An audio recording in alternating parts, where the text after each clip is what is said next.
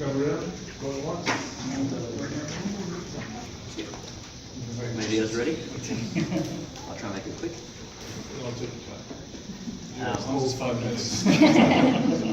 Whenever you're ready. So my name's Ben. I'm a final year medical student from James Cook University in Cairns, in Northern Australia. Today I'm going to talk about the prevalence of lymphatic filariasis in the Mandalay Region of Myanmar, which is part of my honours research project.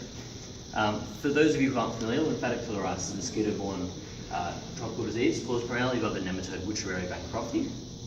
And chronic infection with the parasite leads to lymphatic dysfunction, which culminates in lymphedema and hydrocele. Now, Southeast Asia amongst the WHO regions has the highest burden of disease, with about 60 million infections, and accounts for about half the disability loss of life years lost. Now, within that region, Myanmar is one of the worst affected countries. It started an elimination program in 2001 with annual mass drug administration, and has done annual mass drug administration for about 6 years. But despite this, there's almost no information on disease burden within the country, and very little information on the infection prevalence within the country. So in order to successfully eliminate filariasis from Myanmar, there's really 3 questions that need to be answered. How big is the problem in Myanmar? How successful has the elimination program been so far? And moving on into the future, where do we need to target this the most? And so this study was aimed at sort of answering some of these questions, or helping to answer some of these questions. And to do this, we designed a cross-sectional population-based household survey. And we did this in the Mandalay region, which is one of the states in Myanmar. And we did this between February and March this year. Our study area consisted of 24 villages within 4 townships, which are administered divisions within the state. They consist of populations between 50 and 250,000 people. So from this, we selected those 24 villages, and within those, we selected 20 households from each of the villages. Our data collection included 3 components, as you can see down here. We first did a household risk factor questionnaire, looking at risk factors for filariasis, infection, morbidity, and participation in the MDA program. The second thing we did was an infection survey. So all those 1 year and older, we did first ICT tests, which are these rapid card tests here, looking at antigenemia. And in those who were positive, we then looked at microfilariae using nighttime thick blood cells.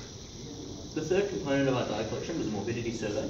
So I conducted clinical examination with the assistance of ultrasound on all of those 15 years and older, looking for lymphedema and hydrocele, which are the main manifestations of filariasis. So what do we find? If we look up here, overall we included 1,014 participants in our study. And if we first look at LF infection, we can see that despite the 6 rounds of mass drug administration in this area, there's still a very high prevalence of infection of 4.60% for antigenemia, and with an adjusted microfilariae prevalence of 1.97%, which is much higher than would be expected for an area that's already done 6 rounds of mass drug administration. If we look at LF morbidity, so amongst the 824 people that we clinically examined, we didn't find any evidence of lymphedema, which is reassuring. And that produces a prevalence estimate between 0 and 0.45%. For hydrocele, however, of the 269 males that we examined, we found a prevalence of 5.91% of hydrocele, which is quite high. That's 1 in 20 males. Despite being very prevalent, however, we can see that looking here using the Capuano classification, that most of the cases were stage 1 or stage 2, which means that the lower pole of the bone didn't extend beyond the mid-thigh. So although there was lots of hydroceles, these weren't very severe. However, it's worth noting that a lot of people actually underwent previous surgery, so this may have underestimated the severity of the conditions. If we look at participation in the annual mass drug administration program, which has done 6 rounds, we can see here that households on average have only been visited 2.89 times, which means that most households have been missed by at least half of the rounds. As a result of that, we can see here that only 81% of the population had ever taken any medication at all. And the mean number of times that people had taken medication across the population was only 2.5 times. So we can see the program so far had really been quite ineffective. Okay. So when we looked at risk factors, we can see for antigenemia that in line with the existing literature, that people who are older, who had never taken medication, and at lower altitudes were much more likely to be infected. Those with hydrocele who were older and antigen positive were much more likely to have a hydrocele.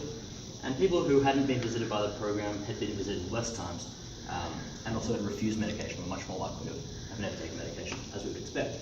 So what does this all mean? We can see that the suboptimal MDA coverage, as we saw here, combined with people being absentee and refusal, means that there's a low ingestion of MDA medication, and that's resulted in a persistently high level of infection.